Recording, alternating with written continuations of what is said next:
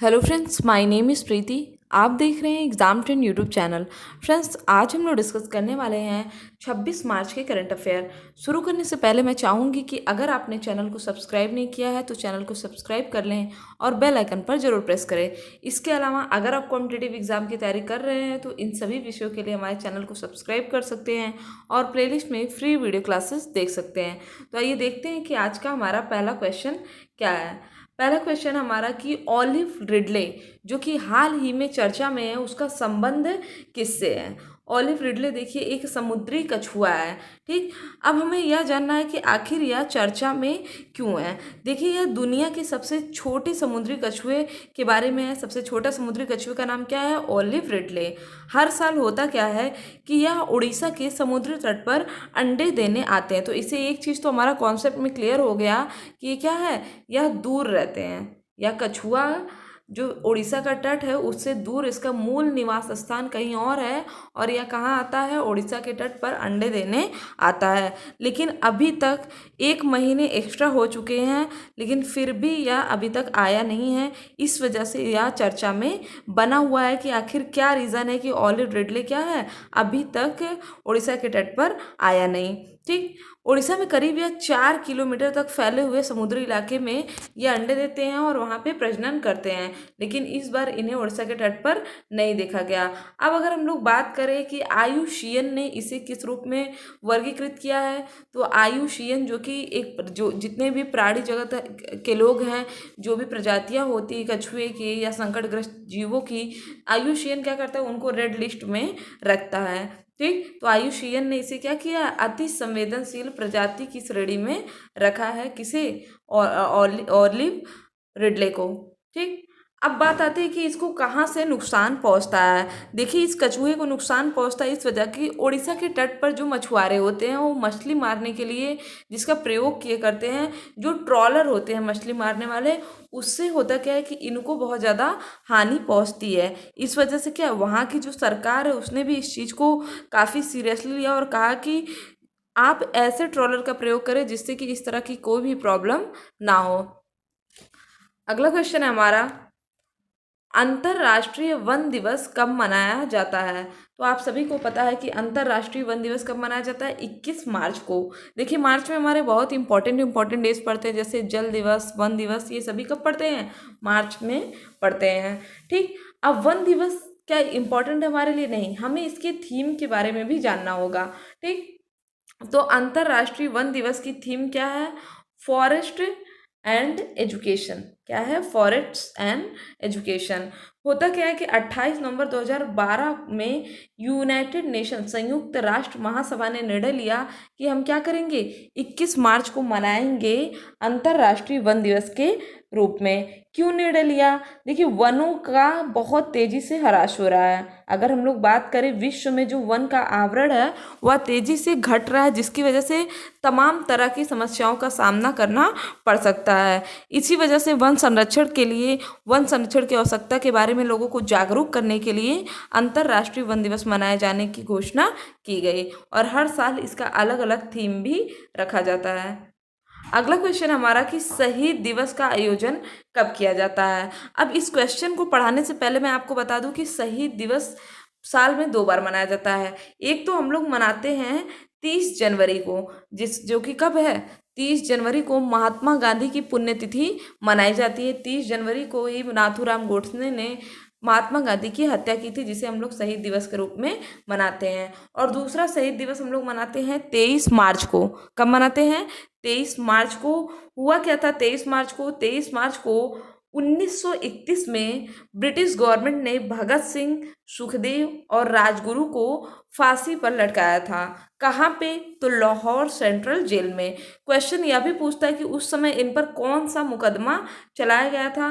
तो आपको पता होना चाहिए कि इनको लाहौर षड्यंत्र केस के लिए मुकदमा चलाया गया और इन्हें फांसी की सजा दी गई। अब रही बात लाहौर षड्यंत्र केस की, तो यह आधुनिक इतिहास का पार्ट है। अगर आपको इसके बारे में पढ़ना है तो आप हमारे प्लेलिस्ट में जाइए, मॉडर्न हिस्ट्री में, वहाँ आप इसके बारे में इजीली पढ़ सकते हैं। ठीक, ये जो आप इमेज देख रहे हैं, ये इमेज देखिए, एक ये है सुखदेव थापर और सेकंड नंबर पे हमारे भगत सिंह एंड थर्ड पे है शिवराम हरी राजगुरु। ठीक, अगला क्वेश्चन है हमारा, हाल ही में किसे दुनिया की सबसे बड़ी कोच वाली फैक्ट्री घोषित किया गया? तो इसमें हमारा सही आंसर क्या होगा? Integral coach factory Chennai. हम इसको याद क्यों कर रहे हैं? इसलिए क्योंकि यह दुनिया की सबसे बड़ी कोच फैक्ट्री से घोषित किया गया है। ठीक, क्यों? क्योंकि इसने हाल ही में 3000 रेलवे कोच बनाया। इसने क्या किया है? 3000 रेलवे कोच बनाया है। कब? चालू वित्त वर्ष, मतलब 1 साल के अंदर 3000 रेलवे कोच बनाए। इसके पहले यह खिताब चीन के पास था। चीन ने पर्टिकुलर वित्तीय वर्ष की अगर हम लोग बात करें तो 2600 रेलवे कोच बनाए, जिससे यह 400 आगे है। इसके अलावा अगर हम लोग बात कर रहे हैं रेल की, तो आपको 2 क्वेश्चन रेलवे से काफ़ी इंपॉर्टेंट है जो आपको याद रखना चाहिए। पहला ये कि भारत की सबसे तेज चलने वाली ट्रेन अब कौन सी बन चुकी है? तो वंदे भारत। कौन सी ट्रेन है? वंदे भारत, जिसका ट्रायल कहाँ से कहाँ किया गया? वाराणसी से दिल्ली के मध्य इसको चलाया गया है। ठीक, दूसरा जो इम्पोर्टेंट क्वेश्चन है कि नंबर ऑफ रेलवे जोन्स। अब रेलवे जोन्स की संख्या तो आपको पता है कि 1 बढ़ा दिया गया है। आंध्र प्रदेश के विशाखापत्तनम में 1 रेलवे जोन को बढ़ा दिया गया और अब total number of railway zone कितना हो गया? 18 हो गया। ठीक, अगर हम लोग बात कर रहे हैं कि चेन्नई, तो यह भारत की सबसे पुरानी रेलवे कोच फैक्ट्री है। चेन्नई क्या है? इंटीग्रल कोच फैक्ट्री चेन्नई क्या है? भारत की सबसे पुरानी रेलवे कोच फैक्ट्री है। ठीक, इसके अलावा 2 और इम्पोर्टेंट फैक्ट्रीज हैं, जैसे rail coach factory Kapurthala. Question आ सकता है कि कहाँ पे है? तो यह है पंजाब में। एंड दूसरा है मॉडर्न कोच फैक्ट्री, यह है उत्तर प्रदेश में। मॉडर्न कोच फैक्ट्री कहाँ है? रायबरेली, उत्तर प्रदेश में। यहाँ देखिए गलती से मुंबई है। क्या होगा हमारा सही आंसर? रायबरेली, उत्तर प्रदेश। नेक्स्ट है हमारा, हाल ही में भारत ने तेल रिफाइनरी बनाने के लिए किस देश के साथ समझौता किया? तो भारत ने ओमान और श्रीलंका के साथ समझौता किया है तेल रिफाइनरी बनाने के लिए। अब अगर आप इस मैप में देखें तो आपको यहाँ पे दिखेगा भारत से थोड़े से ही समुद्री, अगर हम देखें तो समुद्री दूरी पे क्या है? अरेबियन सी के पास है ओमान। और श्रीलंका कहाँ है? श्रीलंका ठीक भारत के नीचे है। ठीक, तो भारत ने किसके साथ समझौता किया है? ओमान और श्रीलंका के साथ। ठीक है, नेक्स्ट है हमारा कि अंतरराष्ट्रीय मैरी टाइम एरो एक्सपो का आयोजन कब होगा? इसका आयोजन होगा 26 से 30 मार्च के मध्य। है क्या अंतरराष्ट्रीय मैरी टाइम एरो एक्सपो? इसमें देखिए जो एयर शो है उस तरह के शो होंगे। ठीक, और इसमें पहली बार हमें याद रखना क्यों जरूरी है? क्योंकि भारतीय वायुसेना पहली बार इसमें भाग ले रही है। ठीक है, और यह हो कहाँ पे रहा? तो यह हो रहा है मलेशिया के लांगकावी में। कहाँ पे हो रहा है? मलेशिया के लांगकावी में। ये जो आप इमेज देख रहे हैं ये इसी का टाइटल है। देखिए इमेज इसी का है। इसको क्या कहते हैं? लीमा 19। ठीक है, the Langkawi international exhibition 2019 maritime and aerospace. ठीक है, कब से कब तक होगा? 26 से 30 मार्च के मध्य होगा। अगला क्वेश्चन है हमारा कि सैफ फुटबॉल चैंपियनशिप 2019 किसने जीता? तो इसको जीता है भारत ने। किसको हरा करके? तो नेपाल को। और आपको पता होना चाहिए कि नेपाल ही सैफ फुटबॉल चैंपियनशिप की मेजबानी भी कर रहा था। ऐसा हुआ भारत लगातार 5वीं बार भारतीय महिला फुटबॉल टीम ने यह जीता है। ठीक है, हुआ कहाँ है? तो नेपाल के विराटनगर की शहीद रंगशाला स्टेडियम में इसका आयोजन किया गया है। अब सैफ का फुल फॉर्म भी हमें पढ़ना होगा। SAFF। सैफ का फुल फॉर्म क्या है? साउथ एशियन फुटबॉल फेडरेशन, जो कि जीता गया है भारत के द्वारा लगातार 5वीं बार। और पहली बार भारत ने इसे कब जीता? सन 2010 में भारत ने पहली बार इस फेडरेशन फुटबॉल लीग को जीता है। नेक्स्ट हमारा, विश्व क्षय रोग दिवस कब मनाया जाता है? तो देखिए विश्व क्षय रोग दिवस मनाया जाता है 24 मार्च को।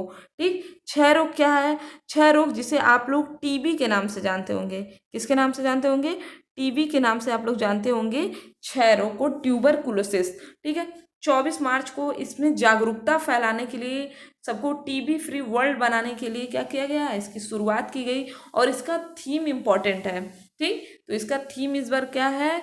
यही समय है, इट्स टाइम। और WHO ने क्या कहा है कि 2025 तक हमें टीबी फ्री वर्ल्ड लाना है, मतलब टीबी मुक्त विश्व चाहिए। इसके अलावा क्षय रोग 2017 से 2025 राष्ट्रीय रणनीतिक योजना चलाई जा रही, किसके द्वारा?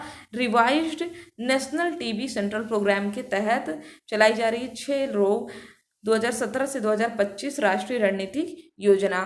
ठीक, इसे कब से मनाया जा रहा है? तो देखिए 1882 में टीबी के जीवाणु की खोज किया था रॉबर्ट कोच ने, उन्हीं की स्मृति में मनाया जा रहा है TB day, world TB day. ठीक, तो ये थे हमारे आज के इम्पोर्टेंट क्वेश्चन। और यहाँ देखिए आप पीडीएफ डाउनलोड कर सकते हैं हमारी वेबसाइट से, जिसका नाम है examtrends.net। वहाँ से आप पीडीएफ को डाउनलोड कर सकते हैं। और अगर आपको यहाँ से कोई भी इशू आता है तो हमें कमेंट बॉक्स में ज़रूर बताएं। इसके अलावा अब हम लोग जो हमारे कल के इम्पोर्टेंट क्वेश्चंस हैं उसका रिवीजन करेंगे। जैसे पहला हमारा क्वेश्चन था कल का कि किस देश ने अपनी राजधानी का नाम बदलकर नूर सुल्तान कर दिया? तो ऐसा करने वाला कौन था? कजाकिस्तान। ठीक, क्यों बदला गया? नूर सुल्तान वहाँ के प्रेसिडेंट थे जिन्होंने हाल ही में इस्तीफ़ा दिया गया, इन्होंने इस्तीफ़ा दे दिया और लोगों के बीच में वो इतना ज़्यादा फेमस थे कि उनके नाम पर कैपिटल का नाम ही रख दिया गया। फिर था हमारा कि 2020 के लिए फिच रेटिंग्स ने भारत की दर को कितना रहने का अनुमान किया है? तो 6.8%। अब फिच रेटिंग्स कहाँ की कंपनी है? तो यूएसए की कंपनी है जिसका मुख्यालय है न्यूयॉर्क में। ठीक है, अगला हमारा कि किस भारतीय हॉकी खिलाड़ी को एशियाई ओलंपिक परिषद समिति का सदस्य चुना गया?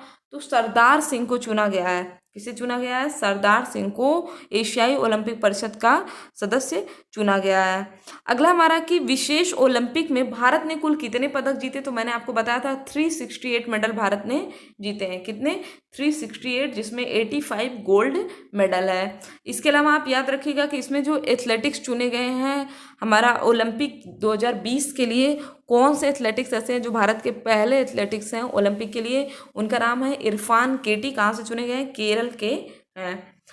फिर है हमारा कि राष्ट्रीय परिवार स्वास्थ्य सर्वेक्षण के अनुसार 2017-18 के दौरान कुपोषण दर क्या थी? तो 34.7% थी, जो कि इसके पहले 38 से काफ़ी कम थी। ठीक है, अगला हमारा कि जीएसटी परिषद की 34वीं बैठक में किफ़ायती मकानों पर कितनी % जीएसटी लगाने का अनुमोदन किया जा रहा है?